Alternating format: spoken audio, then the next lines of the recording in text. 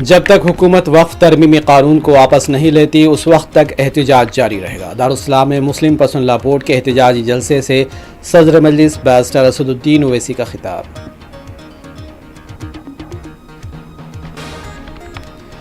Supreme court मुल्क में मजहबी जंग भड़काने की जिम्मेदार है। बीजेपी एमपी निशिकांत दुबे ने सुप्रीम कोर्ट की तौहीन। बीजेपी ने बयान से लाताल्लुकी का किया इजहार।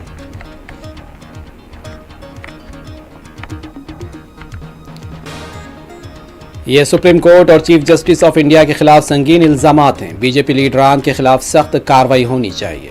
निशिकांत दुबे के बयान पर कांग्रेस लीडर के वेणुगोपाल का रद्द-ए-अमल।